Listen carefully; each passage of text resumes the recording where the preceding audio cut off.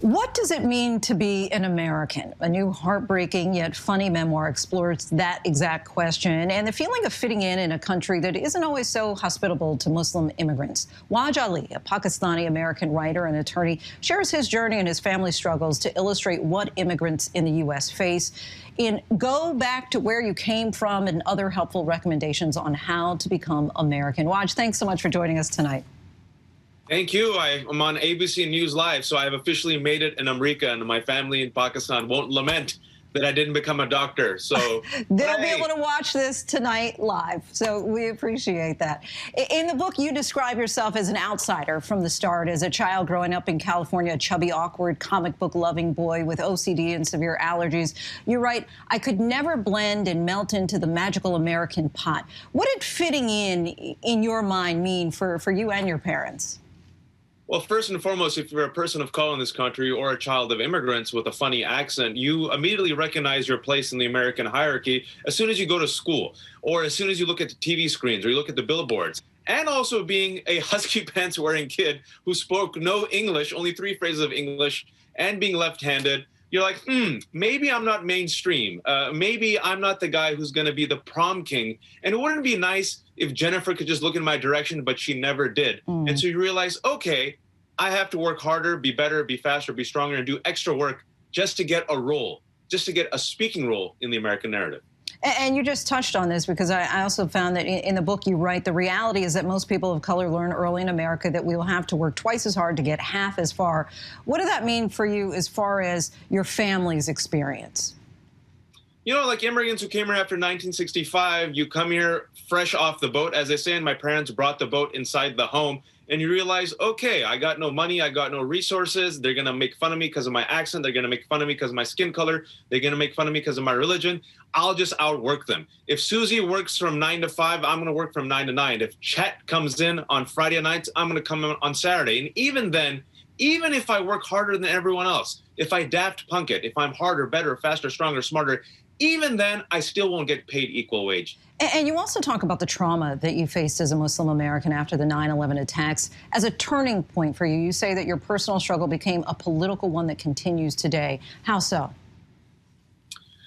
Overnight, you're us and them. Overnight, you're the villain. Overnight, anyone who looked Muslim or was Muslimi was the suspect. Overnight, anyone who was brown or Muslim was responsible for the 2 towers falling down, which was actually done by 19 foreign hijackers. And I was born and raised here, and I was being told, why did you bring the towers down? To this day, 2022, I'm told you're a terrorist sympathizer simply due to my religious background and my ethnicity. Tag, you're it, you're flattened, you're erased. Your entire people and your complex history and 1,400 years of Islamic civilization mean nothing. You are ISIS, you're Al-Qaeda, you're Saddam Hussein, you are the bad guy. And overnight, I'm like, wait, I'm a 20-year-old undeclared senior at UC Berkeley. I'm just trying to figure out my major. What are you talking about?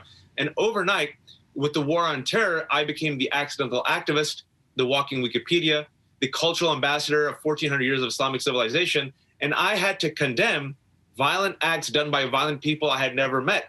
And I had to condemn faster, I had to condemn harder. And if you don't condemn it, your loyalty and your patriotism is held as suspect by a nameless judge, jury, and executioner. And what we learned early on, after a couple of years, is no matter how hard we condemned, no matter how fast we condemned, no matter how moderate we were as the moderate Muslim, it still wasn't enough. And I'll give you one example, the 2016 elections. Donald Trump ran on a Muslim ban.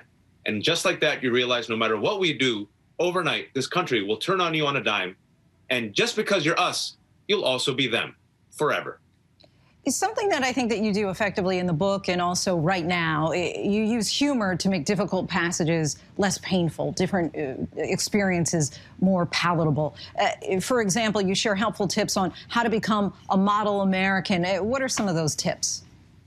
Some of the helpful tips, if you choose to embrace whiteness, is don't choose these ethnic names like Wajahat. Stay away from multisyllables. Choose names that white folks will like Adam or Layla. Also, say that you drink chai tea and naan bread, which is tea tea, and bread. And follow that up with mahi mahi fish, which is fish. Also, endlessly study the Rust Belt and interview undecided white voters in Midwestern coffee shops to understand white anxiety, but never, ever talk to black and brown voters in those same Rust Belt communities. Those are just some of the tips for you to become a moderate minority, a moderate person of color who doesn't rock the boat. Who is this book for exactly? Who is your target reader? I've always written for a diverse global audience, different cultures, and I hope through the culturally specific stories, there's enough entryways for people to at least relate or to say, you know what, I see myself. Well, you are not boring us tonight. I have one last question for you. You've certainly been through some difficult times, but you're not without hope for the future. What are you most hopeful for in this country? I'm still hopeful that we can expand and stretch this American narrative to include the rest of us as co-protagonists. I'm still hopeful that enough people see that the only way we survive as a multiracial democracy is that all of our kids, regardless of their ethnicity, their gender, or their religion, have the audacity to hope and dream that, you know what, maybe I too can be a hero of this story. Because I'm telling you, white supremacy is self-destructive. If you're going to chase white supremacy and restrict this country, it's over. The American experiment is over. The only way this country succeeds is if all of us succeed. All of us. It's going to take all of us together. So I'm inviting all of you to join the caravan to move forward. And I'm telling you, more folks come on this caravan, the tastier food, the better music, the better culture, we'll have a better party.